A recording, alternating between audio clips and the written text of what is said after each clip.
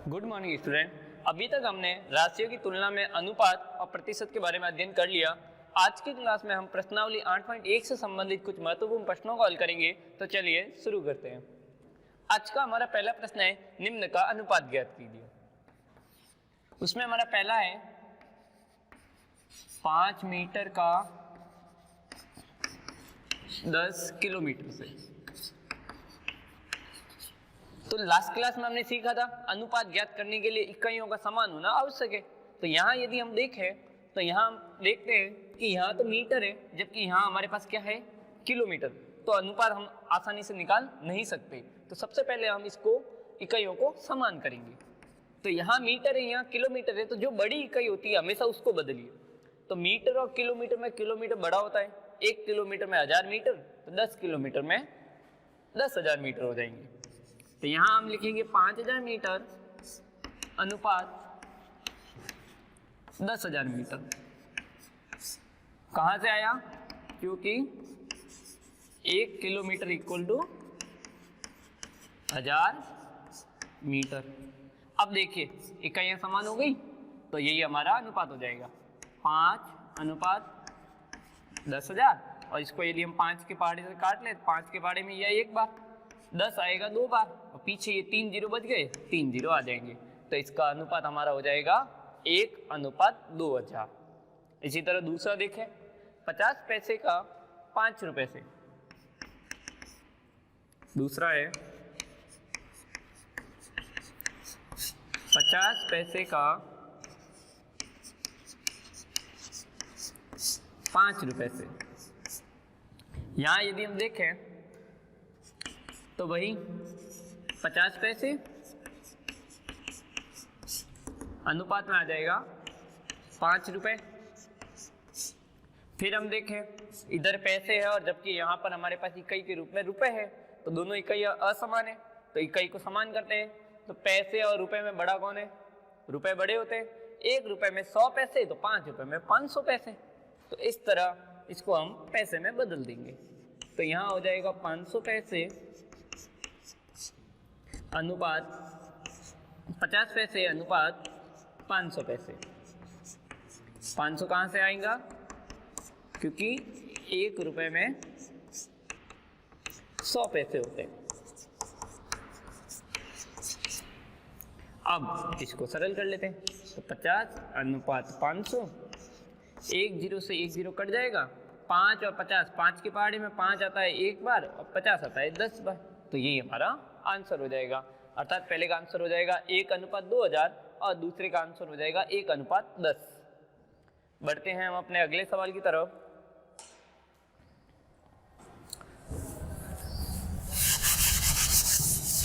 दूसरा सवाल है, निम्न अनुपात को प्रतिशत में ज्ञात कीजिए। यानी हमें जो अनुपात दिया हुआ है उसका हमें प्रतिशत निकालना है। यह कितना प्रतिशत है अलग अलग नहीं निकालना है, इसको हमें सिर्फ एक ही प्रतिशत के रूप में दिखाना है। तो हमने सीखा था जब हमें प्रतिशत निकालना होता है तो 100 का गुणा करते हैं और हटाना होता है तो 100 का भाग करते हैं। तो यहाँ हमें 100 का गुणा करना है क्योंकि हमें प्रतिशत ज्ञात करना है। तो 3 जो पहले लिखा हुआ है वो अंश में और ये हर में, क्योंकि हम अनुपात को भिन्न के रूप में भी लिख सकते हैं। तो यह हमारी भिन्न होगी 3/4 और अनुपात के रूप में 3 अनुपात 4। और गुणा किससे करेंगे? हम गुणा करेंगे 100 से। अब देखें यह 4 से ये 100 कट जाएगा 25 बार और 25 का गुणा कर लेंगे हम 3 से, तो उत्तर आ जाएगा 75 और पीछे आ जाएगा प्रतिशत का चिन्ह। तो निम्न को प्रतिशत में बदलिए 3 अनुपात 4, तो इसका प्रतिशत हो जाएगा 75%। अगला सवाल की तरफ बढ़ते हैं अपन। यह तो थे छोटे सवाल। अब देखिए तीसरा सवाल, एक फुटबॉल टीम ने जितने मैच खेले उनमें से 10 में जीत हासिल की। उसने मान लिया x मैच खेले हैं, जितने भी मैच खेले, चाहे 20 खेले हो 50 खेले हो, जीते केवल कितने मैच है? 10 मैच। फिर आगे बोल रहा है कि यदि जीत का प्रतिशत 40% था, यानी कि उसने जो 10 मैच जीते वो उसका 40% के बराबर है, तो बताइए टीम ने कुल कितने मैच खेले। यानी अब हमें पता करना है कि टीम ने मैच कितने खेले थे। तो देखिए जो चीज हमें ज्ञात करनी है उसको हम x मान लेते हैं। टीम ने कितने मैच खेले? माना टीम ने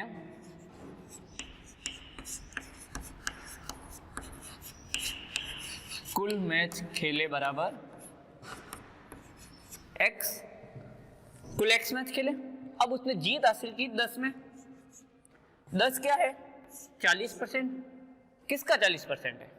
जितने मैच खेले तो x का ही 40% होगा ये 10। अब हम सीधा निकालेंगे x का 40% किसके बराबर है? 10 के बराबर है, तो हमारा सीधा आंसर आ जाएगा। कैसे? टीम ने मैच जीते बराबर, कितने मैच जीते हैं? 10।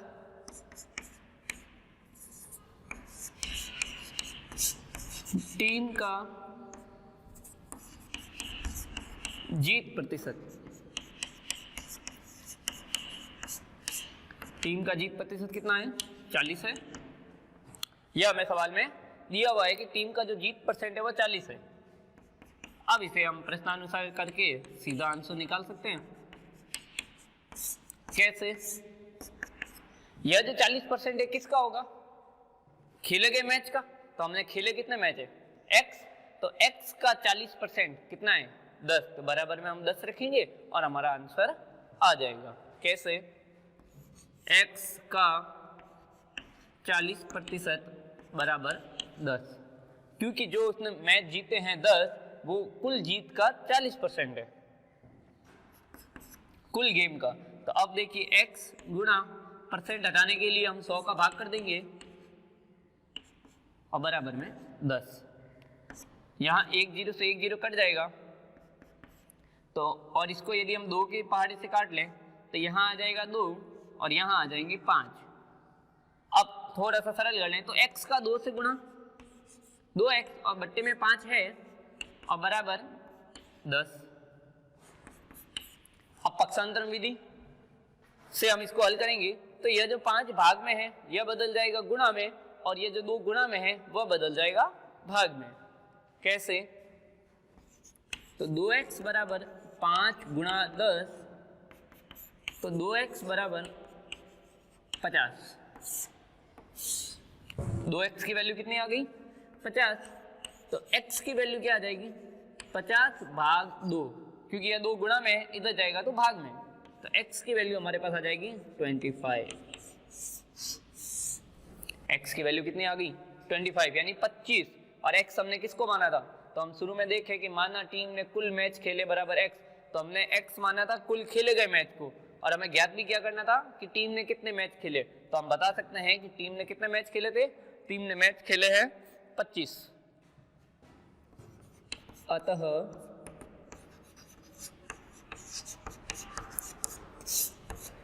फुटबॉल टीम ने कुल 25 मैच खेले। अब यदि हम इसको क्रॉस चेक करें, जैसे 10 मैच जीते हैं तो यानी कि 10 जो है वो 25 का 40% होगा। कैसे? यहाँ यदि हम क्रॉस चेक करना चाहें तो 10 बट्टा 25 गुणा 100, इसका उत्तर यदि हमारा 40 आ रहा है तो हमारा सवाल सही है। तो 25 के पहाड़े में 100 आते हैं 4 बार, और 4 का गुणा 10 से करते हैं तो हमारे पास 40 आ जाता है। तो हमारा आंसर सही है। इस तरह हम यदि चाहे तो आंसर को चेक भी कर सकते हैं। बढ़ते हैं अगले सवाल की तरफ।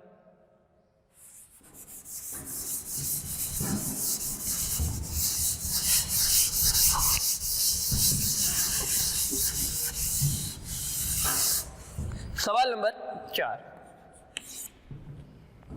4 नंबर कहता है कि यदि चमेली के पास अपने धन का 75% खर्च करने के बाद 600 रुपए बचे तो प्रारंभ में उसके पास धन कितना था। यानी हमें निकालना है प्रारंभ में उसके पास धन कितना था। उसके पास जितना भी धन था उसने उसका 75% खर्च कर लिया। यानी मान लेते यदि उसके पास 100 रुपए धन होता है तो उसने 75 यानी 75 रुपए खर्च कर लिए, तो पीछे उसके पास कितने प्रतिशत बचे? 25% बचे। और इसने कहा कि खर्च करने के बाद उसके 600 रुपए बचते हैं। तो बताइए प्रारंभ में उसके पास धन कितना था, यानी कि शुरू में उसके पास कुल धन कितना था।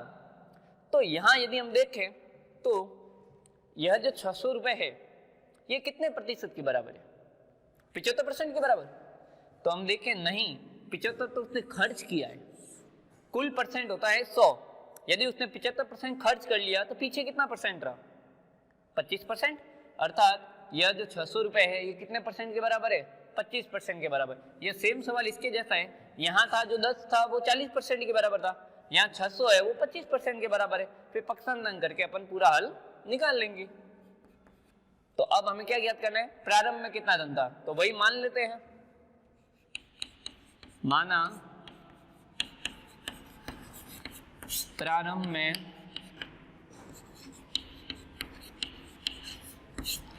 चमेली के पास धन बराबर x,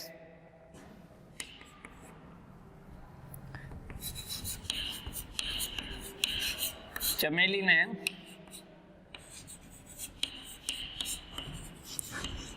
कुल धन का प्रतिशत खर्च किया।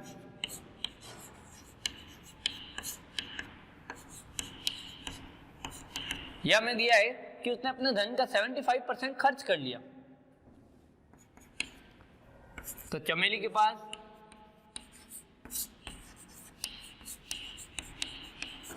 शेष धन, उसके पास शेष धन कितना है? 600 रुपए। यह सवाल में दे दिया कि 75% खर्च करने के बाद उसके पास 600 रुपए बचते हैं। तो यह जो 600 रुपए है यह कितने प्रतिशत के बराबर होगा? 75 या 25? यह होगा 25% के बराबर, क्योंकि 75 तो उसने खर्च कर लिया है।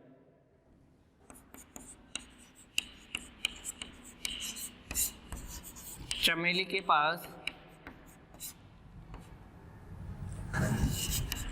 शेष धन, अब यदि हम परसेंट के रूप में निकालें तो 100 माइनस 75 बराबर 25%। 100 में से क्यों घटाया? क्योंकि प्रतिशत का योग हमेशा 100 होगा। अब वही प्रश्नानुसार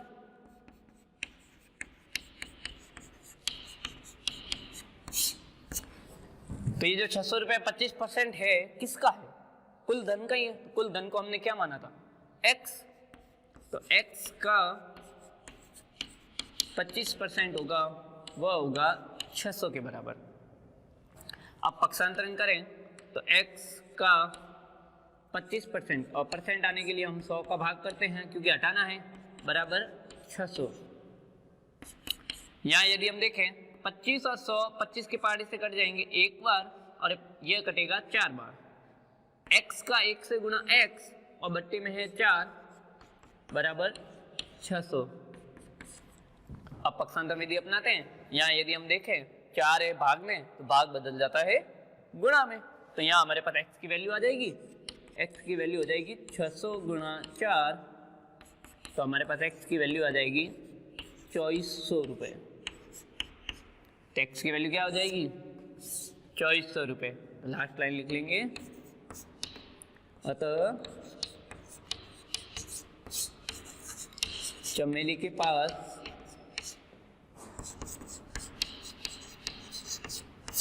प्रारंभ में 2400 रुपये थे। तो यही हमें ज्ञात करना था, उसके पास प्रारंभ में कितने रुपए थे? 2400 रुपये। बढ़ते हैं हम अपने अगले सवाल की तरफ। लास्ट सवाल,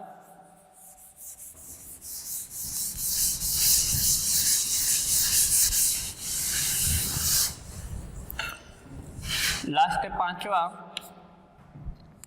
25 विद्यार्थियों की कक्षा में 72% विद्यार्थी है जो गणित में रुचि रखते हैं, तो कितने प्रतिशत विद्यार्थी है जो गणित में रुचि नहीं रखते?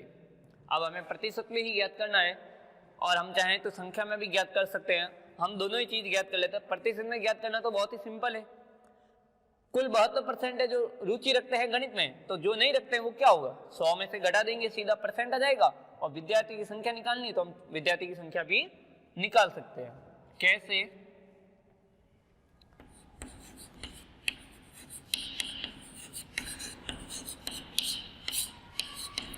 विद्यार्थियों का प्रतिशत जो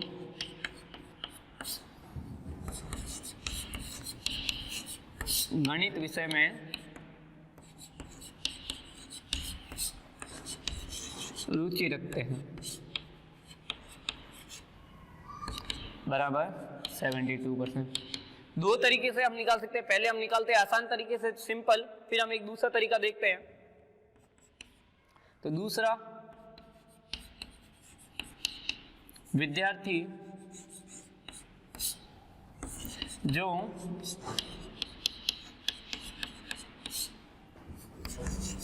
गणित विषय में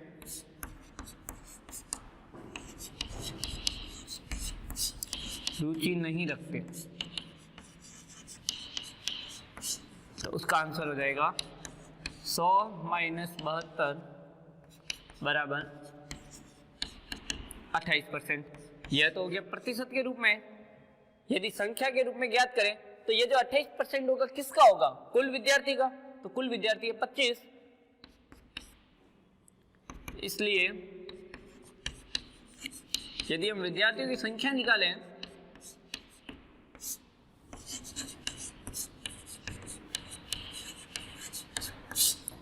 तो हम क्या करेंगे, 25 का 28% यानी 25 गुना 28/100%, हटाने के लिए 100 का भाग, और 25 से 100 कट जाएगा 4 बार, और 28 में यदि हम 4 का भाग देंगे तो नंबर आ जाएगा 7।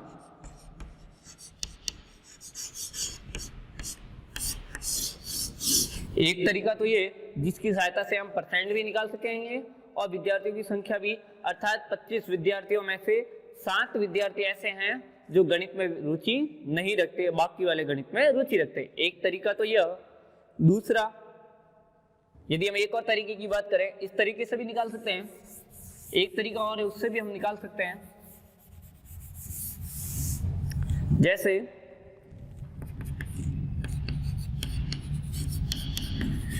विद्यार्थियों का प्रतिशत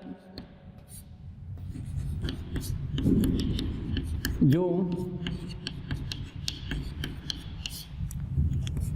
गणित विषय में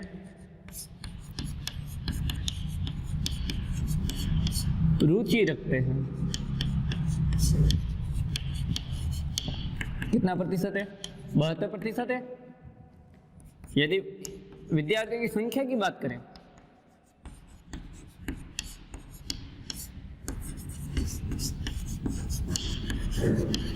विद्यार्थियों की संख्या जो गणित में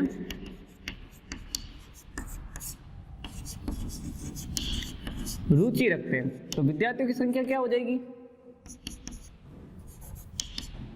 वो हो जाएगी 25 का 72%। 72% क्यों? क्योंकि दिया हुआ है 72% विद्यार्थी रुचि रखते हैं। तो यदि हम संख्या की बात करें तो यह हमारे कट जाएंगे, यह एक बार कटेगा और यह कटेगा 4 बार, और 4 के पहाड़ी में 72 कटेगा 18 बार, यानी 18 विद्यार्थी ऐसे हैं जो गणित विषय में रुचि रखते हैं। जबकि हमें क्या ज्ञात करना है? नहीं रखते, वह हमें ज्ञात करना है। यह तो रुचि रखते हैं, तो विद्यार्थी जो गणित विषय में रुचि नहीं रखते, विद्यार्थी जो गणित विषय में रुचि नहीं रखते, तो वो कितने विद्यार्थी होंगे? कुल विद्यार्थी 25 थे, उसमें से 18 रुचि रखते हैं, तो पीछे जो बचेंगे वह होंगे नहीं रखने वाले। तो नहीं रखने वाले विद्यार्थी कितने हैं? 7।